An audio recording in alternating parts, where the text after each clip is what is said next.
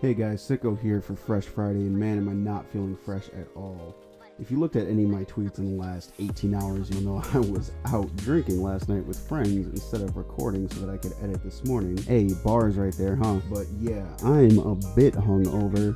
I had work also this morning too, so it didn't help. I think I got an hour and a half of sleep last night, so I'm feeling a little bit more rotten and fresh. I actually questioned whether I was going to do this today, but in reality, I'm gonna be drinking a lot of water, so that might be getting in the way a little bit, but I am dehydrated and I was actually cramping at work. But otherwise, let's actually just get right into this, okay?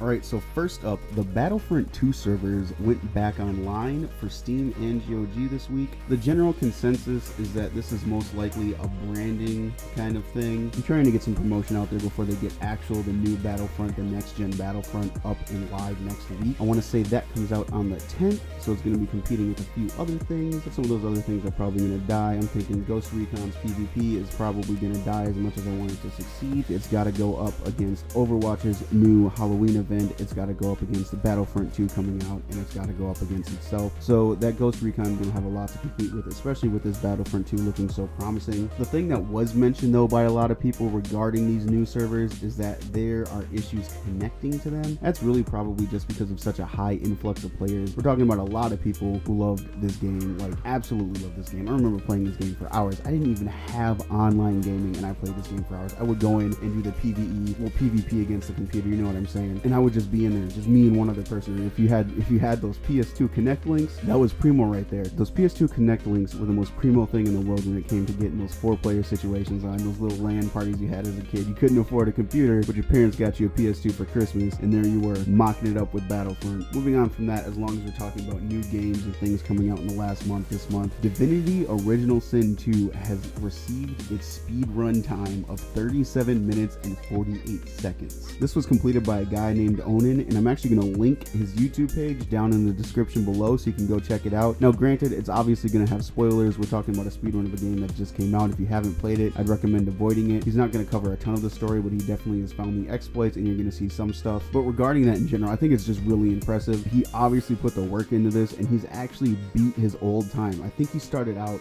at just over 40 minutes was the original time, and he's been consistently getting that time down, so he's been doing really good and he's very determined with this. It's actually kind of impressive to watch for someone to have this game just come out and beat it in such a short amount of time. From what I hear, is a very immersive game and very well done game. It's really quite impressive. I can't really get over it. It's an amazing thing to watch, and I never understood how people find these things for speedruns. Like, at least with older games, you've had consecutive years where people are doing this, but it's absolutely amazing for someone to take such a new game and do this already. But while we're on the subject of speedruns, Uncharted: The Lost Legacy had its speedrun on the way down to $30 on Amazon. Now, I haven't played this game. I actually don't know anyone that's played this game yet. It's been out for a very short amount of time, but it's definitely dropped. That's a 25% price drop right there. I recommend picking it up. I'm gonna go probably pick it up, but I also have to recommend against it because you got to think about it like this. If we're seeing a price drop like this already for a PlayStation exclusive, what is the likelihood that we're going to get this as a PS Plus game next year? So do you really want to go out and spend the money for what was already kind of not seen as a whole game and priced kind of that way? Or do you want to wait, give it some time, and you can play through it yourself when it comes out with PS Plus if you're one of the people that has that? For those that are maybe doubting that this is going to happen, you got to think about the fact that Metal Gear Solid 5 is this month's PS Plus game of the month. We're talking about a full-featured Konami game. Hideo Kojima worked on it from an amazing series with amazing quality content, full price game. It's not older than 3 years, but it came out in 2016, so about a year old now. That is a ton. That's an amazing game to have for PS Plus, and it's free if you have PS Plus. It's like right there, already your PlayStation Plus is probably paid for it. And this isn't the first game this year that they've done this. You gotta think about PS Plus is a year-long membership for $60, and I think this year we've had Metal Gear Solid 5 and 2K16, which are full games that sell at $60. 2K16 being 2 years old, but it's still a 2K game. People love those games. I think pretty much any basketball fan loves those games. I know that NBA Live has been trying to come back, but 2K still dominates the market, and while they do have an update every year, that's not to say that this game isn't complete. So like I said, I definitely recommend maybe actually waiting on it. I know I originally said, go pick it up, but if you're someone that has PlayStation Plus, maybe wait on it. See if it comes out maybe even February. February of next year we'll be getting it as a PS Plus game. You'll never know. If you don't have PlayStation Plus, you don't think you'll be investing in PlayStation Plus, then I'd say go pick it up. That's a 25% price drop. If you want to wait around on the market a little longer, see if it drops even more, that's entirely up to you. That'd probably be a good financial decision, but if you got $30 to burn on a game that you want from a really good studio, I would say The Lost Legacy for $30 compared to its original $40 a month ago is pretty dang good. Moving on to Destiny, because you know I always have to cover Destiny and Overwatch in my Fresh Fridays. Those are my two favorite games right now. Best things going on. I haven't actually tried Fortnite yet as I'm recording this video, but I'm hoping to get that in sometime today. But moving on to Destiny, the faction event actually ended on Tuesday. Sadly, the winning faction was Dead Orbit, the bunch of emo clowns that they are. I think they're trying to pay tribute to Marilyn Manson or something. That's kind of off taste. But you can't tell me that Jaka, or whatever his name is, from Dead Orbit doesn't look like Marilyn Manson. But honestly, moving on, they won the faction event.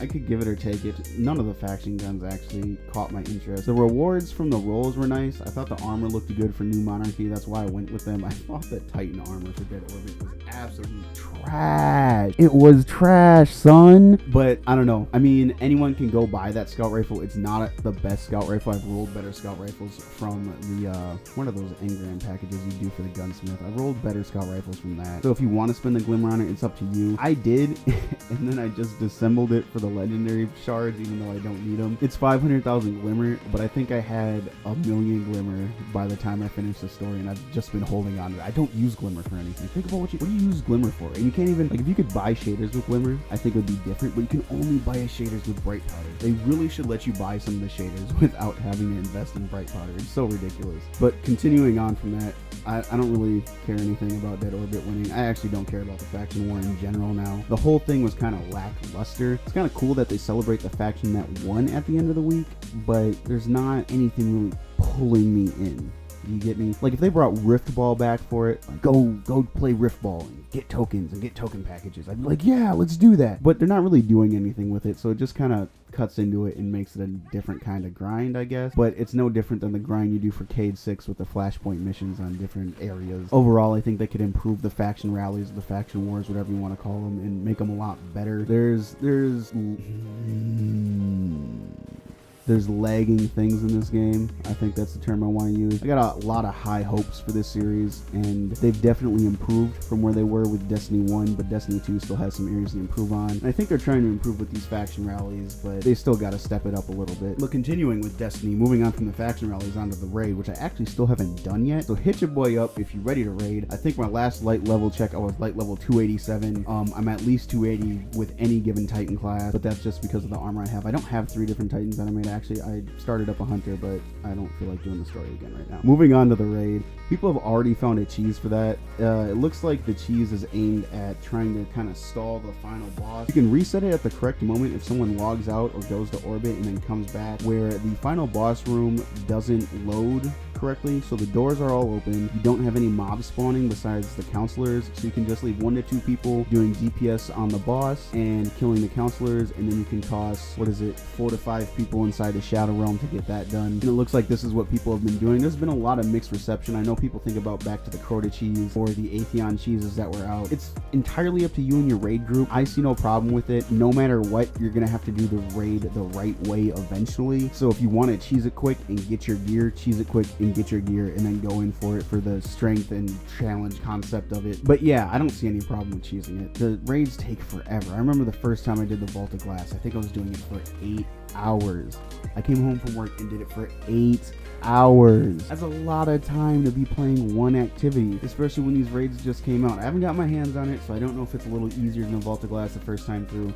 But there are definitely some difficulties when you go into these raids, and they're very coordinated. And you know, if you find a cheese, use it, because sooner or later it's going to get taken out and you're back to square one anyway. You might as well get your rewards while you can. So yes, I'm advocating using cheeses. Moving on to the subject of PlayStation, it seems they've actually shaken up their management a little bit. It's an interesting move. I know Andrew House has worked for PlayStation for about 27 years now. He came in as CEO in 2002. Before that, he oversaw the PlayStation 1. He joined the company in 1990. He's been with them for a very long time, but it looks like he's going to be getting replaced by Deputy President John Codera. We'll see how it goes. PlayStation's probably looking to be moving in another direction. It doesn't seem like they're having a bad breakup. You know, it looks very amicable. There's nothing really wrong with it. I think he's staying ahead of SIE until the end of the quarter, so it doesn't seem like they're really just like shoving him out right away, like just tossing him out to dry. But it looks like they might be getting ready to gear up to announce something, and they want someone else to oversee it. You know, he's had his 15 years, which means this is someone that saw over the PlayStation 2, the PlayStation 3, and the PlayStation 4. So if you're looking at getting a new system out, you want maybe some new perspective. Yeah, there's always that idea of if it ain't broke, don't fix it. But the matters in which it ain't broke are the fact that consistently when PlayStation releases a console, we're getting better graphic quality. PS4 definitely better than the Xbox One when it comes to graphics. Yes, the Xbox One X is better than the PS4, but really, you're gonna get into that? Like, that's like saying, like, think down to it, like, oh man, the Wii U has better graphics than the Wii. So yeah, you can get into that, but it's not really worth your time. So I'm interested to see if they start aiming towards getting a PS5 out or whatever console they want to do next. Within the next 3 years, we could definitely see a teaser at like maybe E3. There's that PAX in like February, isn't there? There's a PAX East.